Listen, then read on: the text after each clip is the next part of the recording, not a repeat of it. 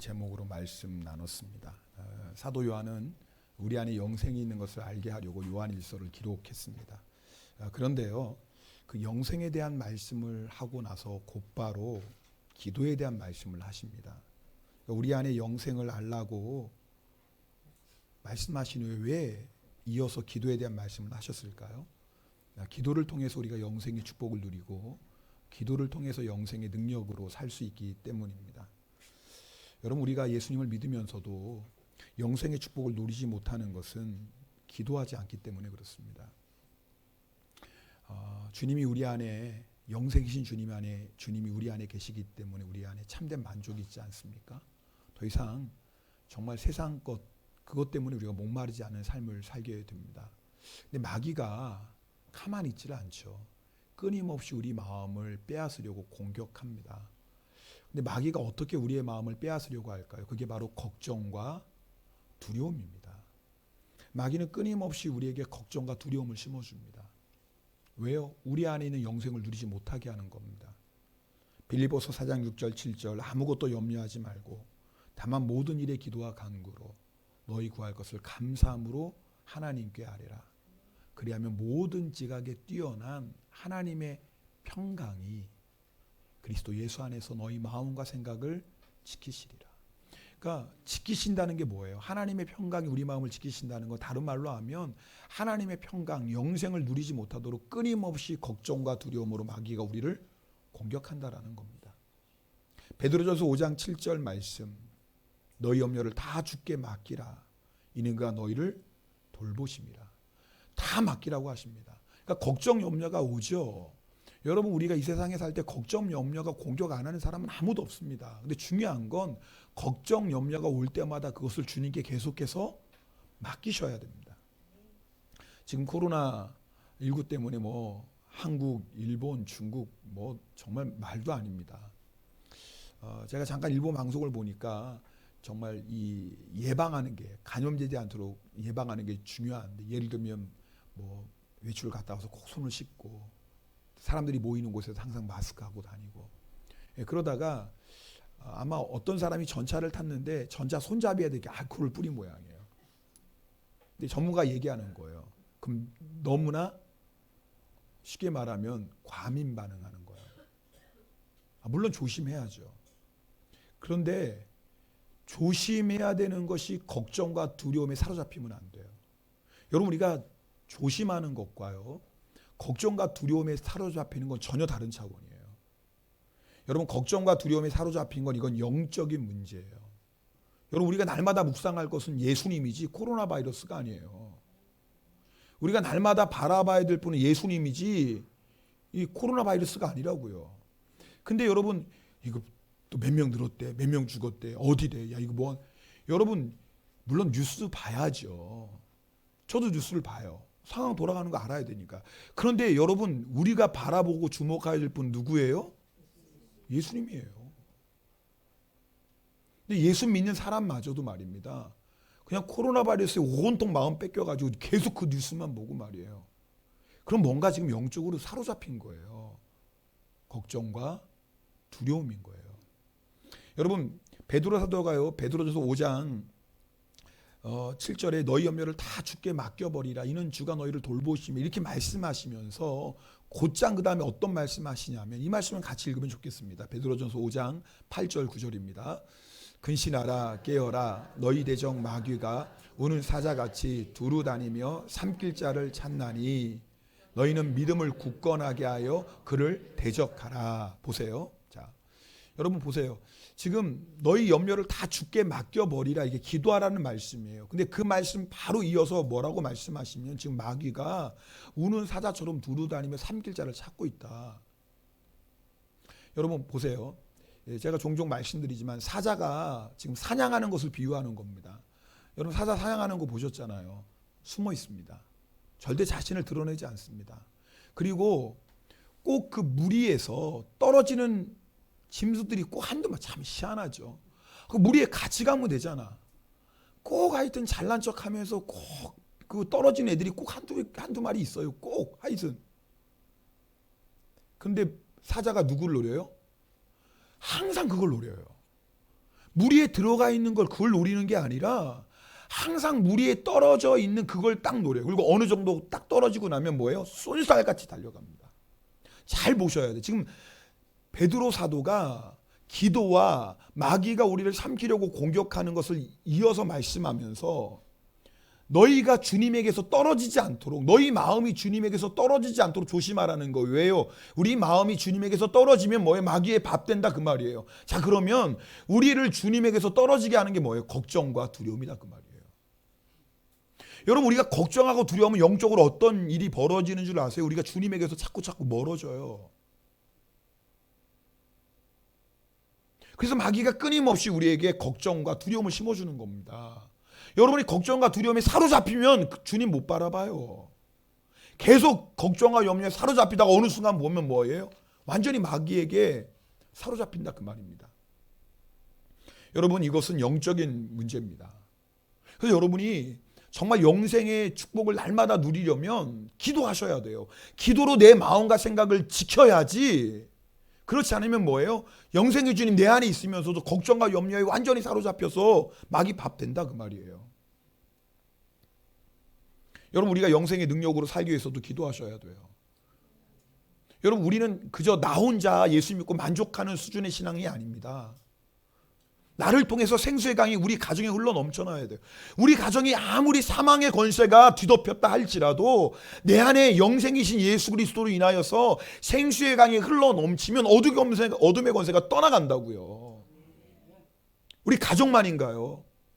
내가 가는 일터, 나의 이웃, 심지어는 일본 땅에 있는 아무리 어둠의 권세가 강하다 할지라도 우리 교회가 성령으로 충만해서 생수의 강이 흘러나가면 반드시 어둠의 권세는 떠나가는 줄 믿습니다.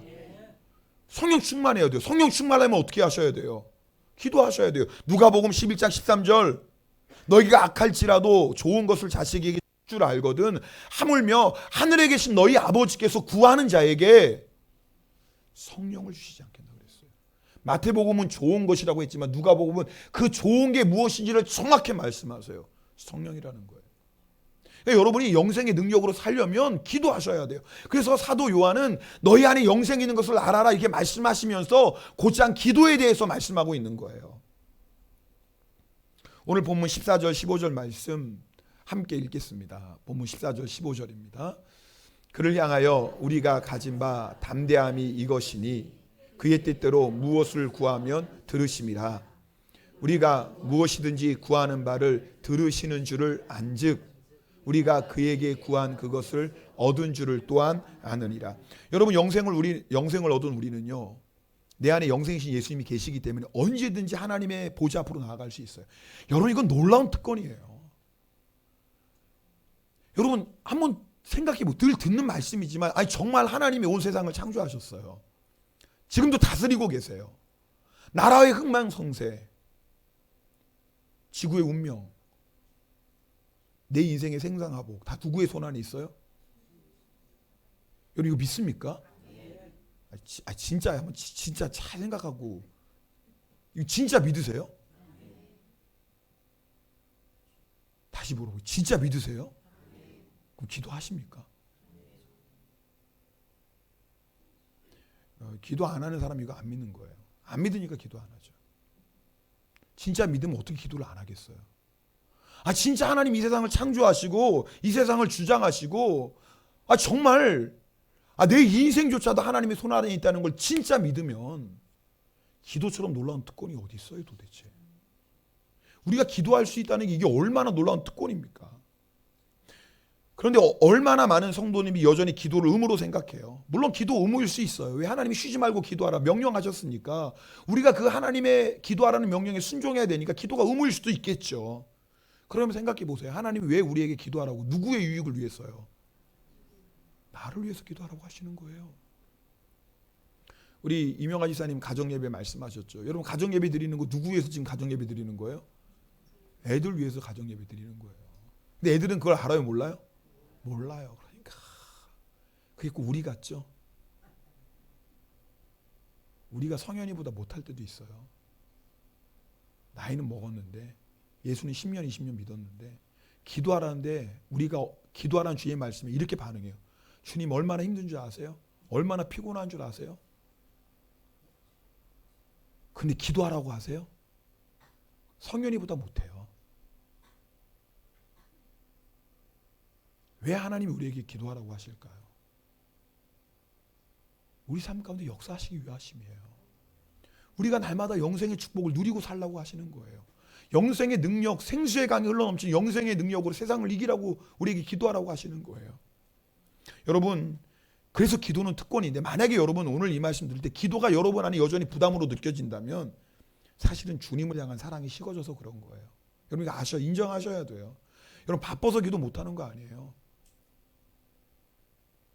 피곤해서 기도 못하는 거 아니에요. 송솔나무 집사님, 그죠? 아마 여러분 아시는 분도 계실 거예요. 하나님의 연주자라는 책. 그 책에 보면 대충 이런 내용이에요. 그분이 주님을 만나기 전에 여자친구를 너무너무 좋아해서 그렇게 힘들고 바쁜데도 2시간씩 여자친구를 위해서 봉사했대요. 옷도 데려주고 집안 청소해주고 여자친구가 너무나 좋아서 그렇게 피곤하고 그렇게 시간 없는데 그러다가 주님 믿고 정말 은혜를 받았어요. 그러다가 너무 피곤해서 기도 못하겠다. 나 너무 그럴 때마다 여자친구를 생각한대요. 내가 그렇게 피곤하고 그렇게 바빠도 2시간씩 여자친구를 위해서 시간을 냈는데 내가 2시간도 시간 내서 기도를 못해?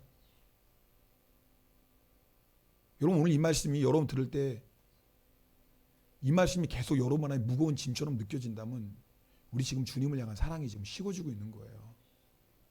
이런 얘기도 해요. 그분이 주님 믿기 전에 도박에 미쳤거든요. 밤새도록 도박했어요. 예수님 만났어요. 나중에 자기가 주님을 사역을 섬기는데 너무 피곤해서 못하겠다. 그러다가 자기가 도박에 빠졌던 걸 생각한대요. 도박에 미쳤을 때 밤도 새워서 했는데 내가 지금 이것 갖고 피곤하다고? 주님을 향한 사랑이 식어졌구나. 자기의 기준이 그거래요. 내가 여자친구를 그렇게 좋아했을 때 2시간 그렇게 피곤하고 힘들고 시간 없어도 2시간씩이나 여자친구를 봉사했는데 내가 노름에 미쳤을 때는 밤새도록 노름하고 피곤한 줄 몰랐는데 주님을 위해 섬기고 주님을 위해 기도하는데 2시간도 없고 피곤하다고 이러면 나 지금 주님을 향한 사랑이 식어진 거다. 그것이 자기 삶의 자기 사역의 기준이라는 거예요. 여러분 정확히 하셔야 돼요. 피곤해서 기도 못하는 거 아니에요. 바빠서 기도 못하는 거 아니에요. 물론 피곤하죠. 피곤하지 않다는 거 절대 아닙니다. 바쁘지 않다는 거 제가 절대 그거 얘기하는 거 아닙니다. 피곤하죠. 바쁘죠. 아마 제가 아는 이상으로 여러분 피곤하고 바쁘실 거예요. 근데 아세요? 사랑하면 피곤하고 바쁜 건 문제도 안 돼요. 여러분 그렇지 않나요? 내가 사랑하는 사람 만나러 가면 시간도 피곤함도 그건 아무 문제도 안 돼요. 만나면 너무 좋은데요. 여러분 사랑 안 해보셔도 잘 지금 그걸 모르는 표정으로 저를 보시는데 정말 사랑하면 시간, 피곤함 이건 아무것도 오히려 만나면 피곤이 해소되는데요. 사랑을 해봤어야지 말이 되지. 만나면 피곤이 해소가 되는데요. 잠을 좀 들다 들어 만나면 너무 기쁜데요. 그 기쁨, 그 감격 때문에 또 하루를 살아갈 힘을 얻는데요. 사람을 사랑해도 그런데 주님을 사랑하는데 피곤해요. 그래서 기도 못해요. 아니에요. 정확히 아셔야 돼요. 인정할 건 인정하셔야 돼요. 오늘 사랑 식어지신 거예요. 자, 그럼 사랑 식어졌으면 어떻게 해야 될까요? 에베소 교회에 정확히 말씀합니다. 요한계시록 2장 5절입니다. 같이 읽겠습니다. 요한계시록 2장 5절입니다. 같이 그러므로 어디서 떨어졌는지를 생각하고 회개하여 처음 행위를 가지라. 만일 그리하지 아니하고 회개하지 아니하면 내가 내게 가서 내 촛대를 그 자리에서 중요한 건 처음 행위를 가지라는 거. 이게 무슨 말이냐면 내가 주님 처음 사랑했을 때는 예배, 봉사, 기도가 감격이고 기쁨 누가 하라 할 필요가 없었지요. 여러분 그때는 정말 1시간 기도가 일부처럼 느껴지고 봉사하는 거 너무너무 기뻤어요. 그런데 주님이 처음 사랑이 식어지면 어떻게 돼요? 다 의무가 돼요. 1분 기도가 1시간처럼 느껴지고 봉사 조금만 해도 너무 피곤하고 힘들고 심지어는 새벽에 일어났다가도 오늘 할 일 많은데 오늘 괜히 새벽 기도 갔다가 피곤하면 안 되지. 피곤하지도 않는데 계산해가지고 쉬어.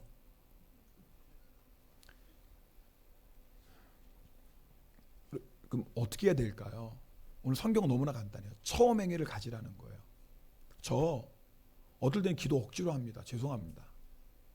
어떨 때는 정말 마지못해 기도해요. 어떨 때는 기도하는 게 너무너무 좋고 즐겁고 행복하고 막 그래서 막 기도 시간에 기도는 어떨 때는 기도하기 싫어요. 근데 그래도 기도해야 돼요. 왜냐하면 만약에 내가 기도하기 싫다고 기도하자 자꾸 떠나면 진짜 처음 사람 완전히 식어져 버려요. 제가 처음에 주님 만나서 그 감격과 뜨거움 가운데 그렇게 기도하지 못할 망정 적어도 그 기도를 회복하고자 하는 그 간절함을 내가 붙잡고 절대 그 처음에 기도했던 그 뜨거움을 잃지 않으려고 그래도 처음 예수님 만났을 때처럼 그래도 기도하려고 무릎 꿇는 것, 이게 너무나 중요해요. 이게 식어지면 우리 타락해요. 여러분, 기도돼서 기도하는 거 아니에요. 기도돼서 기도하는 게 아니에요. 기도해야 되니까 기도에 무릎 꿇는 거예요. 내가 주님 사랑하는 거 포기할 수 없으니까. 주님을 향한 나의 사랑 절대 변해서는 안 되니까. 근데 자꾸 내 마음이 식어지네요. 자꾸 변해가네요. 이거 안 되잖아요. 이건 안 되잖아요. 그래서 기도에 무릎 꿇는 거예요. 그게 순종이에요. 그것이 여러분 아세요? 식어져 버린 첫사랑, 식어져 버린 예배의 감격, 식어져 버린 봉사의 기쁨, 식어져 버린 기도 회복하는 방법이에요. 여러분 절대 속지 마세요. 쉬다가 정말 하고 싶은 마음 생기면 해야지. 성경은 절대 그렇게 말씀하지 않아요. 그 마음이 생길 줄 아세요? 천만에요. 주님을 떠나요. 여러분 교회 열심히 다니다가 교회 떠나는 성도도 있죠. 왜 그런 줄 아세요? 처음부터 나 교회 떠나 이런 성도 하나도 없습니다. 너무 힘드니까 한 달만 좀 쉬자. 너무 괴로우니까 2달 정도 쉬면 내 마음이 좀 회복하면 그때 교회 나가야지. 교회를 잠시 쉴 때는 다 그런 마음 가지고 해요. 다 그런 마음 가지고 해요. 누가 예수나 떠날 거야 그래서 교회 쉬는 사람 한 사람도 없어요. 너무 힘드니까. 그 사람 보기 싫으니까. 너무 괴로우니까. 좀 쉬면 마음이 나아지겠지. 속지 마세요. 나아지긴 뭘 나아져요. 그래서 10년 20년 예수 떠나는 거예요. 그래도 나중에 정말 주님이 포기하지 않는 사랑으로 강하게 붙잡아 주셔서 주님 앞으로 인도해 주시면 할렐루야 너무 감사한 거지만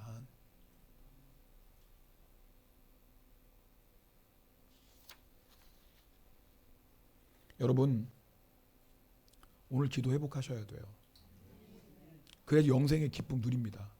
내가 예수 믿고 영생을 주님 동행하면서 영생의 축복 누리지 못하는 거 기도 없어서 그래요. 여러분 기도하셔야 돼요. 그래야지 내 삶에 날마다 공격하는 어둠의 권세, 우리 가정을 뒤덮고자 하는 어둠의 권세, 이 땅을 사로잡으려고 하는 악한 권세, 지옥의 권세, 영생의 능력으로 물리쳐야 되는데 그러려면 우리가 뭐 해야 돼요? 기도하셔야 돼요. 기도할 때 기억하셔야 될 게 있어요. 하나님의 뜻대로 기도하셔야 돼요. 여러분 기도는요 나의 뜻을 이루는 것이 아니라 나를 향한 하나님의 뜻을 이루는 거예요. 우리 주기도문 마태복음 6장 10절 뜻이 하늘에서 이루어진 것 같이 땅에서도 이루어지이다. 여러분 왜 우리가 이렇게 기도해야 되냐면 언제나 나의 뜻보다 하나님의 뜻이 옳기 때문입니다. 여러분 아멘이십니까? 언제든지 나의 뜻보다 하나님의 뜻이 옳아요. 옳을 뿐만 아니라 나의 뜻보다 하나님의 뜻이 좋아요. 그러므로 여러분이 항상 기도할 때 늘 하나님의 뜻을 구하셔야 돼요. 그러므로 제가 왜 여러분에게 자꾸 하나님의 말씀을 읽으라고 하냐면 성경을 읽어야지 기도 제목을 찾죠. 성경 읽다 보면 성령이 우리의 죄를 깨닫게도 하시고 마음에 감동을 주시기도 하시고 마음에 거룩한 소원을 주세요. 이거 뭐예요? 기도의 제목 주시는 거예요. 왜요? 하나님은 말씀을 우리에게 주시지만 이 말씀이 내 삶에 이루어지는 것은, 이 말씀이 내 삶에 실현되는 것은 기도를 통해서예요. 그래서 반드시 여러분이 말씀을 통해서 기도의 제목을 찾으셔야 돼요. 반드시 여러분이 성경 말씀을 읽으면, 하나님 말씀을 들으면 마음에 불같은 소원이 생겨요. 하나님의 나라와 의를 위한 열정이 회복돼요. 때로 회개의 제목도 주세요. 다 이게 뭐예요? 기도의 제목인 거예요. 여러분 우리가 하나님의 뜻을 알고 나서 계속 기도해야 되는 이유는 하나님의 뜻을 알지만 여전히 우리의 자아가 하나님의 뜻을 거스리기 때문에 그래요. 여러분 사실 우리 하나님의 뜻 몰라서 못 사는 경우도 있지만 훨씬 더 많은 경우는 알잖아요. 알면서도 못 살 때가 얼마나 많아요. 그죠? 오늘 제가 설교가 너무 심각했나? 이제 아무 대답도 안 하시네 그냥.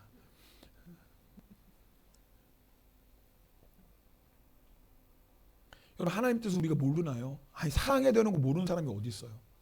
사랑이 안 되는 데를 어떻게 해요? 용서해야 되는 거 모르는 사람이 어디 있어요? 내가 먼저 다가가서 나는 잘못한 게 없지만 내가 먼저 다가가서 손 내밀어야 되는 거 모르는 사람이 우리 중에 어디 다 아는데 뭐예요? 하기가 싫어요. 이게 우리예요. 하기가 싫어요. 하기가 싫어요. 그럼 어떻게 해야 돼요? 하기 싫으니까 안 해야 되나요? 그래서 기도해야 돼요. 여러분 우리 예수님조차도요 겟세마네 동산에서 기도하셨어요. 왜? 우리 예수님 사람이셨어요. 여러분 십자가의 고통 앞에, 그건 육신의 고통이 아니라 우리 이제 지옥의 심판을 받는 그 십자가 앞에 주님도 뭐라고, 아버지의 뜻이 이거 알아요. 아시지만 주님은 너무나 마음에, 주님 그러나 할 수만 있거든 이 잔을 내게서 지나가게 해주세요. 모르시는 게 아니에요. 그러나 주님 왜 기도하시는 거예요? 그 하나님 아버지의 뜻에 나의 뜻을 굴복시키고자. 어떻게 기도했는지 누가복음 22장 44절에는요 이렇게 말씀하고 있어요. 우리 이 말씀 같이 읽어볼까요? 시작.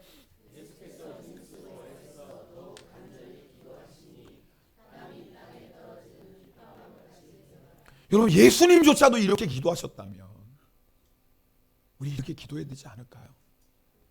그냥 몇 번 기도하다가 안 되네. 주님 저는 뭐 사랑 못할 것 같아요. 저는 안 되네요. 주님 저는 안 될 것 같아요. 용서. 이러시면 안 돼요.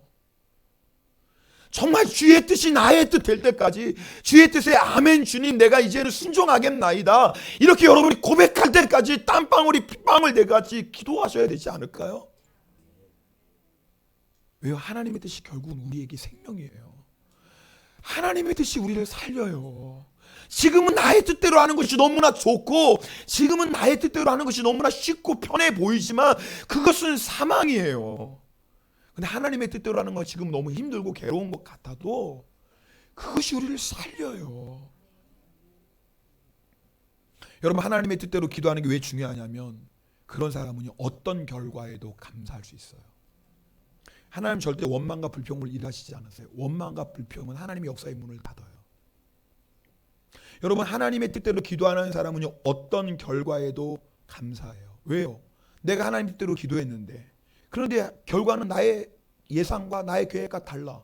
그러나 나의 예상, 나의 계획과 달라도 내가 하나님의 뜻대로 구하고 하나님이 그 교회에 응답하셨다면 그건 뭐예요? 누구의 뜻인 거예요? 하나님의 뜻이고 그것이 나에게는 가장 좋은 거예요. 그래서 감사할 수 있어요? 없어요? 여러분 이거 너무나 중요해요. 여러분 요셉이 형들에 의해서 노예로 팔렸어요. 아마 요셉은 자기 인생에 하나님의 뜻이 이루어지기를 기도했어요. 당연히 그랬겠죠. 하나님의 뜻이 자기의 삶이 이루어지기를. 그런데 형들의 노예로 팔렸네요. 아마 요셉이 생각했던 계획하고는 전혀 다른 거 아니겠습니까? 근데 요셉은 분명히 기도했거든요. 하나님의 뜻이 나의 뜻 되기를. 근데 이루어지는 상황은 환경은 전혀 아닌 것 같아요. 그래서 요셉은 뭐예요? 감사할 수 있는 거예요. 왜요? 난 하나님의 뜻이 이루어지기에 기도했고 내가 전혀 생각지 못했던 나에게 너무나 큰 아픔이고 괴로움이지만 하나님께서 이렇게 이끌어 가신다면 그 안에도 하나님의 뜻이 반드시 있겠죠. 여러분 이거 너무나 중요한 말씀이에요. 요셉이 보디발의 집에서 총무가 됩니다. 이건 성공한 거예요. 여러분 보디발은 시위대장이었고 왕의 감옥까지 있었기 때문에 수많은 사람들이 있었어요. 그 중에서 탑이 된 거예요. 그래도 조금씩 풀리는 것 같네. 이제 뭔가 좀 되는 것 같아. 하나님 내 기도 응답하시는 것 같네. 웬걸요? 죄 안 지려고 했는데 뭐예요? 이번엔 감옥에 가요. 이건 요셉이 생각했던 결과와 완전히 반대예요. 근데 중요한 게 있어요. 요셉은 하나님의 뜻이 이루어지기를 위해 기도했거든요. 그렇다면 지금 이 상황과 이 결과가 비록 내가 생각하고 내가 예상했던 것과 정반대를 할지라도 하나님 분명히 지금 이 순간에도 뭐하고 계세요? 일하고 계시고. 이사야 55장 9절 말씀이에요. 이 말씀 같이 읽겠습니다. 자, 눈 똑바로 뜨고 같이 읽으세요. 시작. 이는 내 생각이 너희의 생각과 다르며 내 길이 너희의 길과 다릅니다. 여호와의 말씀이니라. 이는 하늘이 땅보다 높음 같이 내 길은 너희 길보다 높으며 내 생각은 너희의 생각보다 높. 아멘입니까? 야, 이게 놀라운 거예요. 여러분, 우리가 아무리 그냥 우리의 생각과 지혜와 모든 경험을 다 짜내어 가지고 가장 좋은 거야 라고 해도 하나님의 생각은 항상 그거보다 높아요. 우리가 지금까지 모든 사람이 그냥 얘기를 다 듣고 이게 최선의 길이야 라고 하지만 하나님의 길은 그거보다 훨씬 더 높아요. 이거 믿으십니까? 그러므로 우리가 하나님의 뜻대로 기도했을 때 우리가 생각했던 결과와 다르다 할지라도 항상 기억하셔야 될 게 있어요. 내 생각보다 하나님의 생각은 더 높지. 내 길보다 하나님의 길은 더 높지. 그렇다면 이것은 분명히 하나님의 놀라운 계획이야. 나는 지금 깨닫지 못해도. 여러분, 그래서 어떤 상황도 감사함으로 받아들여요. 절대 불평과 원망의 마음을 빼앗기지 않아요. 그래서 주님이 그 사람을 통해서 계속 일하실 수 있어요. 여러분, 우리가 이 믿음이 없으면요 불평하고 원망합니다. 그래서 하나님의 뜻대로 구하는 기도가 너무나 중요해요. 하나님의 뜻대로 기도하면 하나님 반드시 응답하십니다. 할렐루야. 오늘 약속이에요. 너희가 무엇을 구하든지 하나님의 뜻대로 가면 다 하나님 응답해 주시겠다. 여러분, 우리가 기도할 때 기도의 가장 큰 적은 의심이에요. 여러분 아시죠? 우리 야고보서 1장 6절 7절 말씀. 오직 믿음으로 구하고 조금도 의심하지 말라. 의심하는 자는 마치 바람에 밀려 요동하는 바닷물결 같으니 이런 사람 무엇이니 주께 얻기를 생각하지 말라. 기도의 가장 큰 적은 의심이에요. 근데 또 하나가 있어요. 뭐냐면 낙심이에요. 하나님의 뜻대로 기도하고 있어요. 힘을 다해 기도하고 있어요. 근데 상황은 점점 더 어려워지네요. 우리 되어가는 일들 보니까 점점 더 힘들어지네요.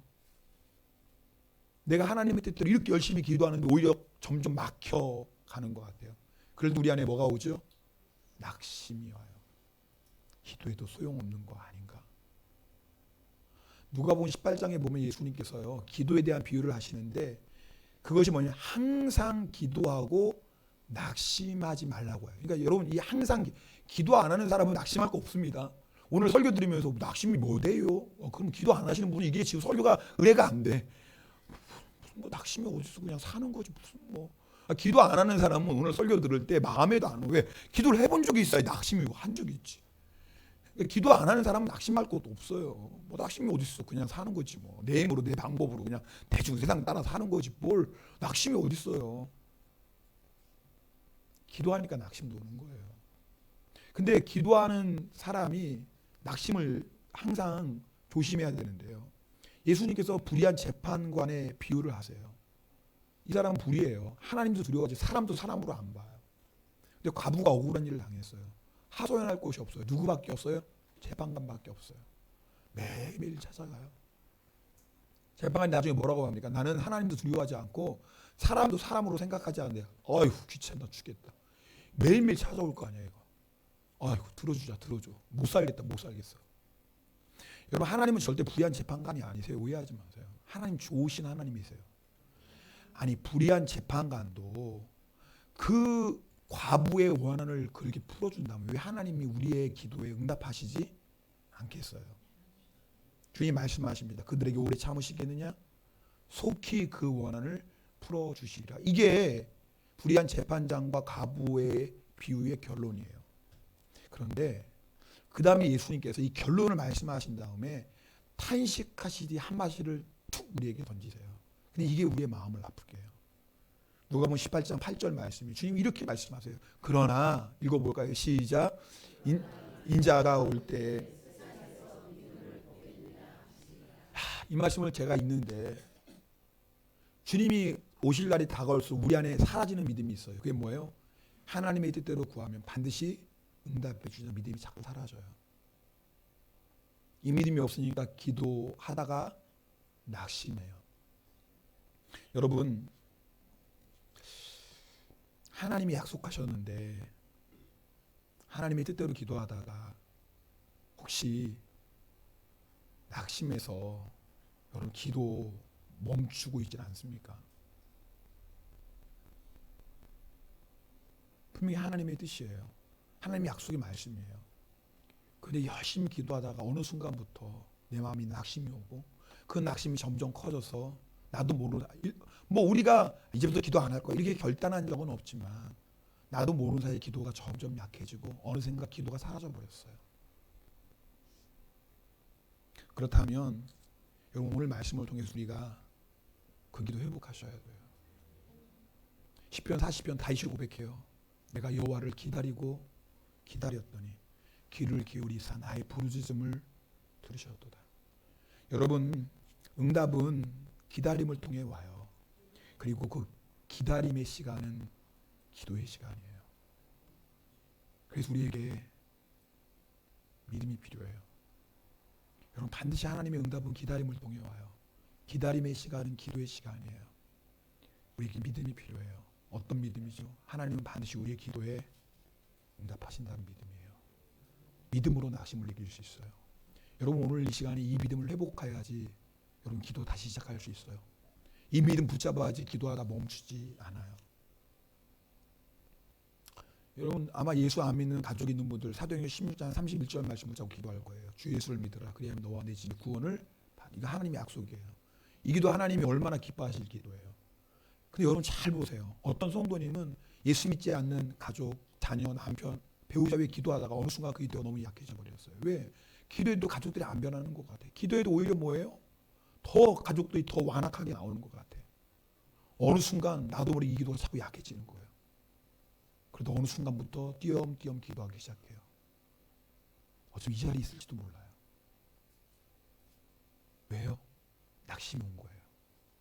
기도 멈추시면 안 돼요. 하박국 3장 2절 주는 주의 일을 이 수년 내에 부응하게 하옵소서. 이 수년 내에 나타내시옵소서. 진노 중에라도 긍휼을 잊지 마옵소서. 주님이 기뻐하시는 기도예요. 우리가 이 말씀 붙잡고 주님 수년 내에 부응을 주시옵소서. 진노 중에라도 주님 자비와 긍휼을 베풀어 주시옵소서. 이 약속의 말씀 하나님께 붙잡고 기도가 어느 순간 기도가 약해지네. 왜? 마치 여리고성을 계속 도는데 여리고성이 돌아도 안 무너지잖아요. 하루 돌아도 그대로고 이틀 돌아도 기대로고 3일 돌아도 기대로고 6일 돌아도 기대로고 마지막 날 도는데 6바퀴 돌 때까지 아무 변화도 없어요. 경고해요. 그래서 돌다가 어떤 마음 나요? 낙심이 오는 거예요. 소용없네. 기도해도 소용없잖아. 기도 멈추지 마세요.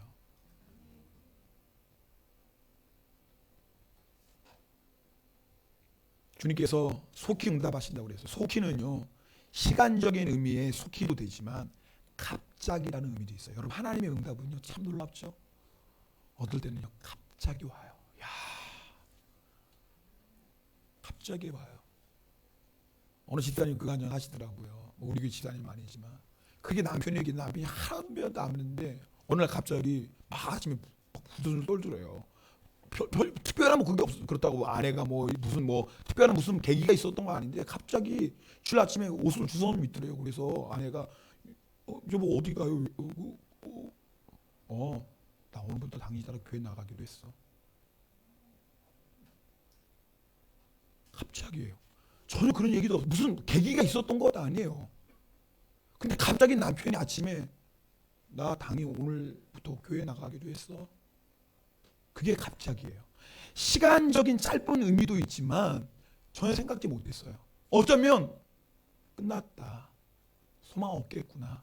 그런 마음이 와도 그래도 아니야. 그래도 기도해야지. 기도 포기하지 않고 하다가 갑자기.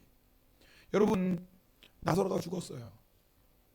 마르다가 예수님 불러요. 죽기 전에 빨리 오세요. 우리 오빠가 병들어 죽게 되었어. 예수님이라면 고치실 수 있어서 빨리 오세요. 예수님 빨리 오세요. 예수님 사랑하시는 나사로예요. 그리고 예수님이 그 소식을 듣고도 이틀이나 거기에 더 머무세요.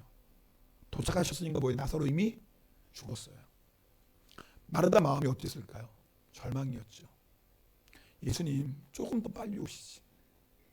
이미 우리 오빠 죽었고 송장 썩는 냄새까지 나요. 예수님 너무 늦었어요. 소용없어요. 그래서 예수님께서 뭐라고 말씀하세요? 요한복음 11장 40절 말씀 함께 읽겠습니다. 예수께서 이르시되 내 말이 내가 믿으면 하나님의 영광을 보리라 하지. 주님 우리에게 뭘 요구하세요? 내가 끝 말씀하시지 않으면 끝난 거 아직 아니에요. 죽었어도 주님이 끝 하시지 않으면 아직 끝난 거 아니에요. 우리 생각엔 죽으면 끝. 그래도 병들어도 주님 그 전에 오시면 소망이 있는데 주님 이제는 소망 없어. 이제 끝났어요. 이제 주님 아무것도 할 수 없어요. 주님 뭐라고 말씀하세요? 너 믿어야 돼. 네가 하나님의 뜻대로 구하면 반드시 내가 그 길에 응답하셔. 죽은 자라도 내가 살려서 응답할 거야. 기도 멈추지 마세요. 오늘 여러분 가운데 혹시 너무 피곤하고 너무 힘들다, 너무 바쁘다, 기도 못하시는 분 있으면 아니에요. 오늘 먼저 주님을 향한 사랑을 회복해달라고 기도하셔야 돼요. 주님을 사랑하셔야 기도할 수 있어요. 근데 여러분 아세요? 주님을 사랑해야 기도하지만 주님의 사랑을 갈망하는 사람은 먼저 기도에 무릎 꿇으셔야 돼요. 그래서 여러분 기도를 회복하셔야 돼요. 여러분 믿음으로 구하다가 멈춘 기도 있나요? 주님의 약속이 더디 이루어지고 이제는 소망 없지. 아니요. 기도 멈추시면 안 돼요. 오늘 이 시간이 다시 기도하는 시간 되길 주님의 이름으로 축복합니다. 우리 함께 찬송 드리겠습니다.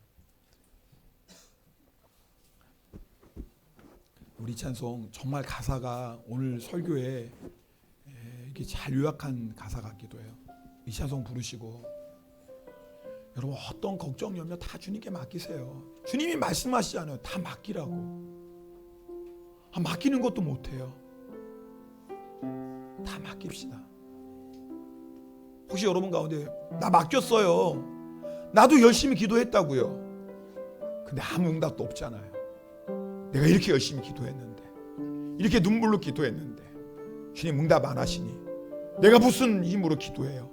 혹시 여러분 주님을 향해서 그런 섭섭한 마음 있죠? 저도 경험했거든요. 기도하니까 그런 마음 들어요. 기도 안 하는 사람은 그런 마음도 없어요. 근데 기도하니까요 주님을 향해서 자꾸 그런 섭섭함도 생겨요.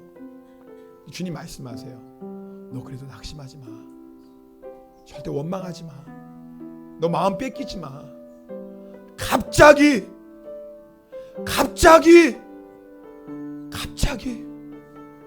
내가 역사할 거야.